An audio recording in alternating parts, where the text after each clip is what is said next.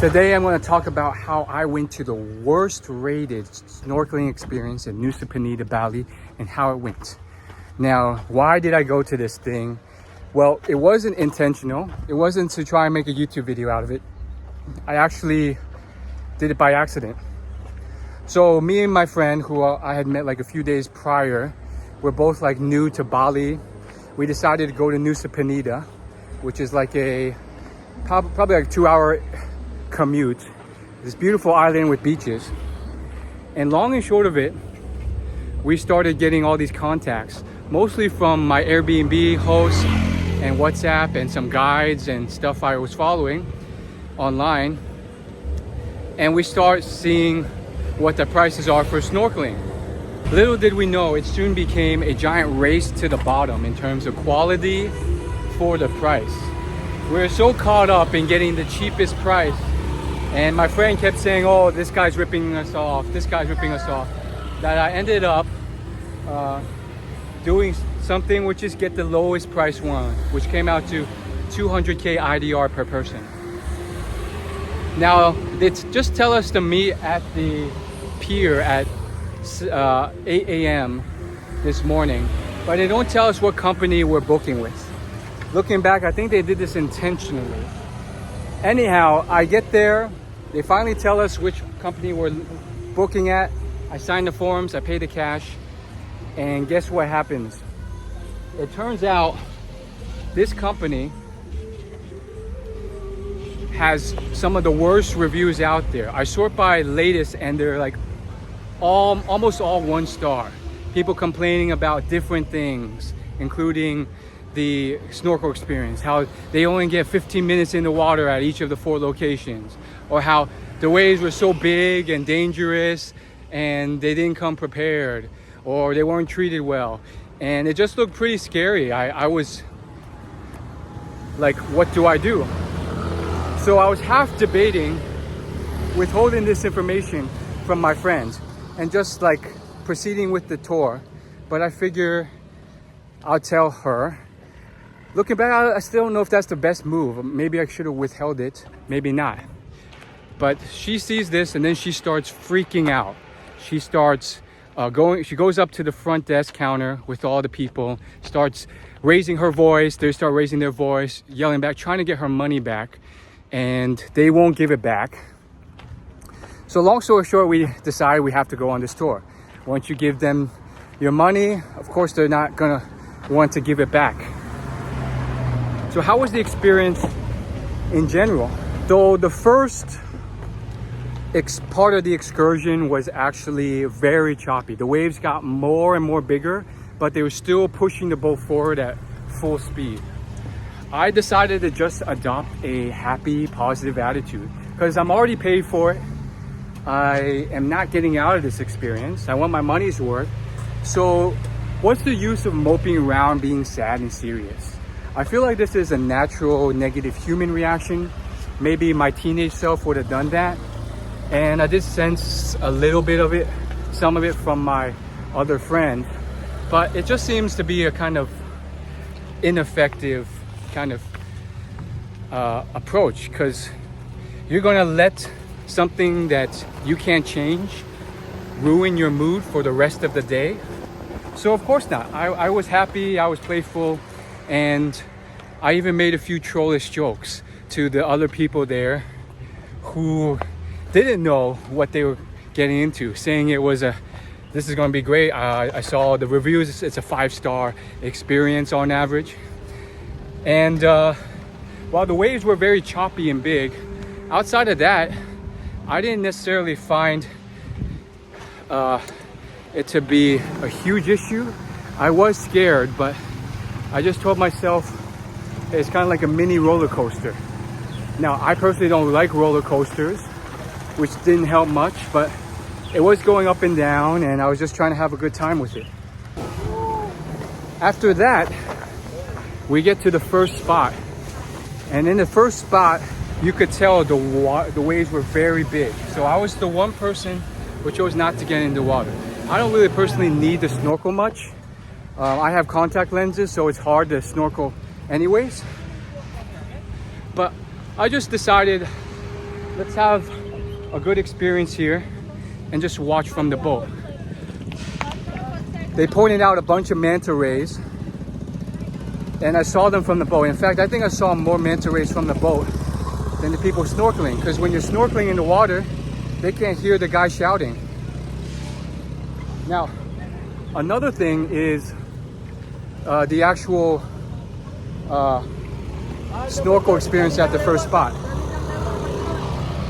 At the first spot, the snorkeling was definitely very wavy. I think they had a good experience for like 5-10 minutes, and then these massive waves started crashing. A couple of the waves got so big that one of them was almost like 4 or 5 times the height of the boat. And I was in the moment thinking, this boat is gonna have to surf that wave. So it got a bit scary brief. Out of the blue, I hear screaming. And one of the girls, who's Italian, is like screaming for her life. Now, a bit earlier, she was the last off the water, and I asked her why she's taking so long, and she said, I'm a bit scared, I can't swim. And they have like limited life vests. Like they have like enough life vests for like half the people there on the boat.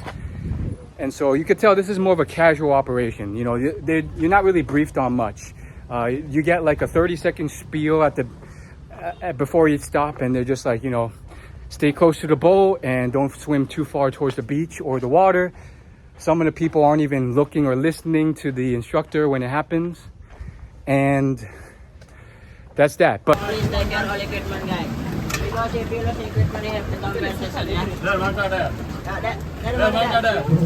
But honestly, I didn't really care that much because, look, I came in prepared. I expected this to be more of like a haphazard thing. But anyhow, out of the blue, this girl starts screaming and the wave freaked her out. So she's trying to swim back to the boat, but she's pretty far off. The instructors are like, calm down, no need to panic, no need to panic. And they're driving the boat back to this place, but it is a mess to get back. Don't panic slowly, don't panic. I can help you, okay, don't panic. Please help me, please help me. It's okay, don't panic.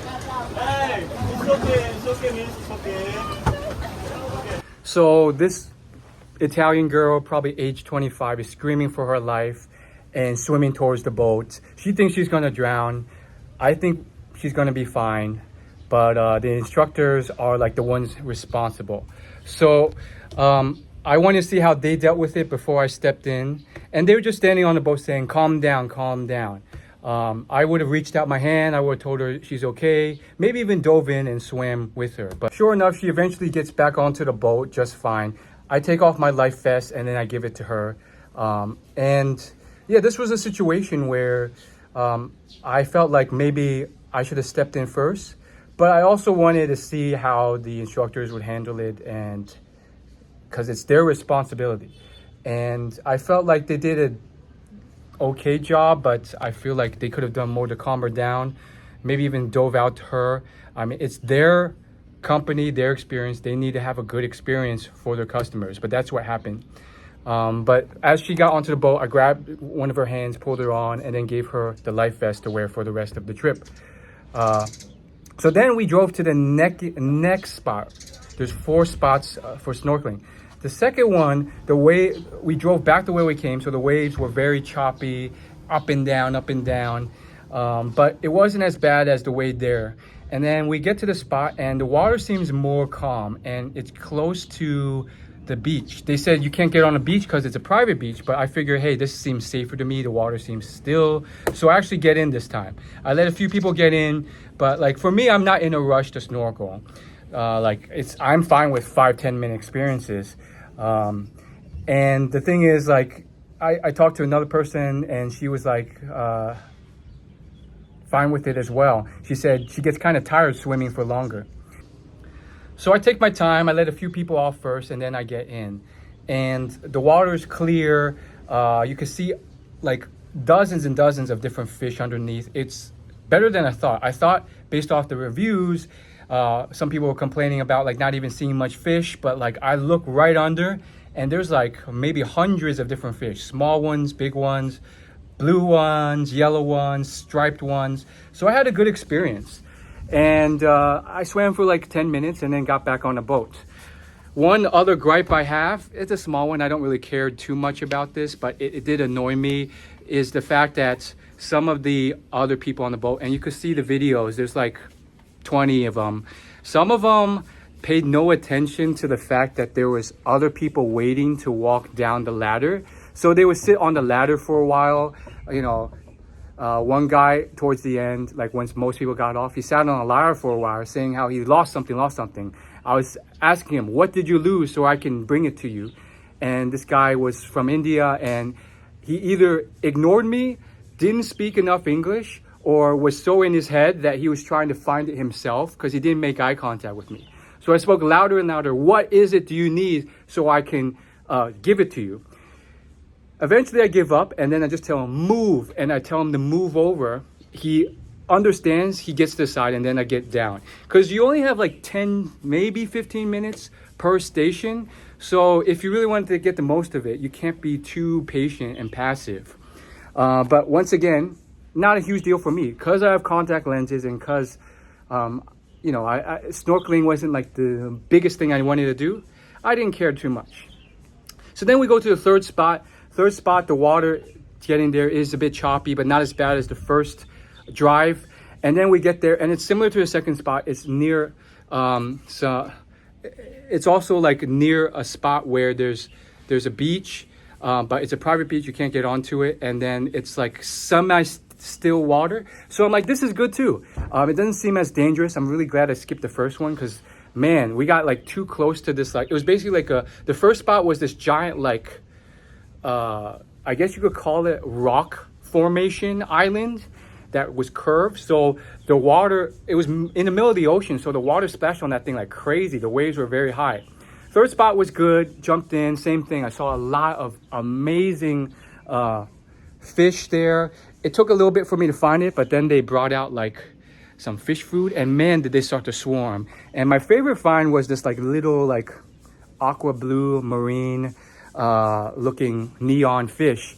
So then we go to the fourth spot, and this is where I think later on my friend complained a bit and said like, oh man, they gave us less time for this spot. So we may have had like 7 minutes here, but we got in and this was like against like another rock. Water was much colder than the other spots. There's one guy who was like far away and his girlfriend had to be like, wait, we're missing one person. My boyfriend's not here. And we had to search for him. And then we found him after like 2 minutes, but he strayed from the boat. And then we had to blow the whistle. Another thing is like the instructors would be shouting like, guys, listen, stay near the boat. And once they're out in the water, like they really can't hear you because they have their heads submerged. So then we get back on the boat and then we drive back to the harbor. And I think the drive back was probably the smoothest one out of all the rides. So I had no complaints. Overall, it was like a 2-hour experience.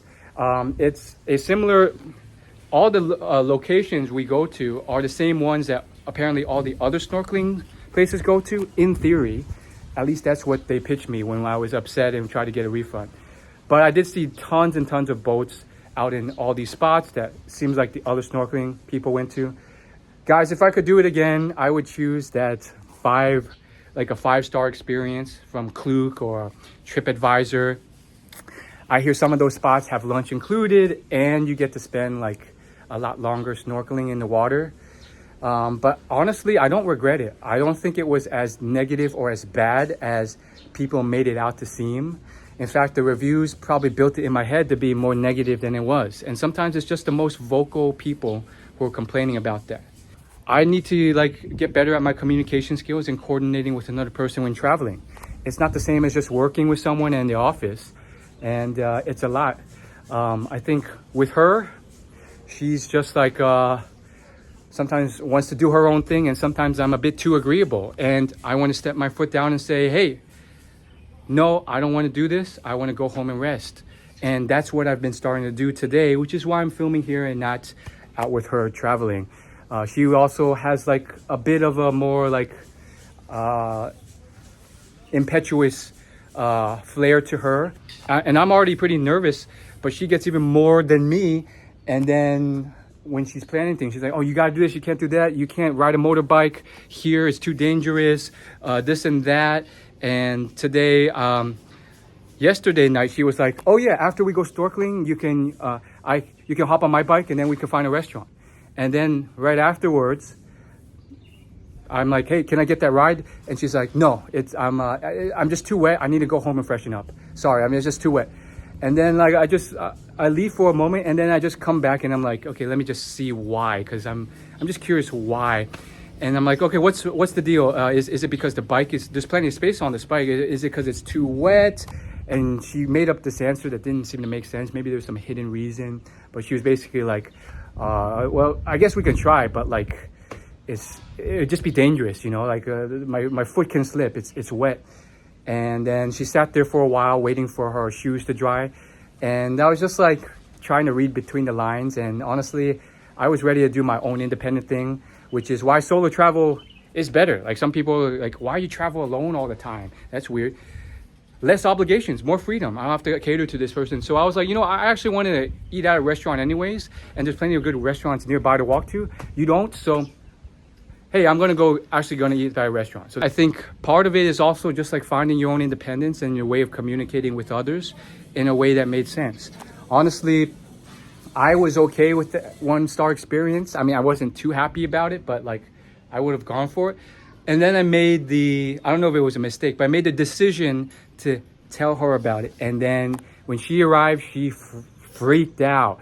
She said she's had other 1-star experiences and it really was a terrible thing. And so maybe she had some past experiences that were really bad. So she was trying to get her money back and all this stuff. But really, I think the lesson here is, guys, like find out the exact place beforehand. If they're trying to hide it to you and tell you at the last second, that might be a red sign. Since I'm kind of new to travel, I didn't really consider that. And then it ended up being a good experience. In fact, the negative reviews online made it seem worse than it was.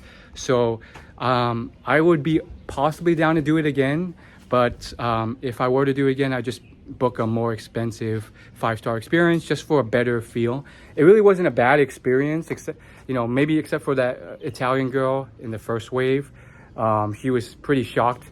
But by the third spot, she had got rid of her life jacket, and I took it back. Like she felt more comfortable again. So I don't know, guys. I think the lesson here is I'm learning to travel and communicate and work with others. And sometimes you get all sorts of people, chill people, and you kind of learn what type of people you like traveling with, which ones you don't, which ones you have to deal with differently. For her, she's neurotic like me, maybe more so. And so I have to be careful about how to communicate with her. Maybe telling her about these 1-star reviews right before the trip was not the best idea. Or maybe it was, because had she found out later it was a bad experience, she would be complaining a lot. But she came in with really bad expectations and the negative attitude. Then when it wasn't too bad, she felt good. I don't know. I can't manage her and her mind and her feelings. That's beyond me. But what I can do is simply control myself to have the best experience I can possibly have. And for that, you know, I think I'm just learning how to best communicate. And it's okay to be selfish sometimes. It's okay to say, hey, I don't want to go to this beach. I'm going to stay home and rest for a bit. Or just tell her, like, let's have a great experience on snorkeling and you know, withhold the 1-star review thing I just discovered. But it's a growth journey. It's kind of hard to explain, but overall the trip was all right.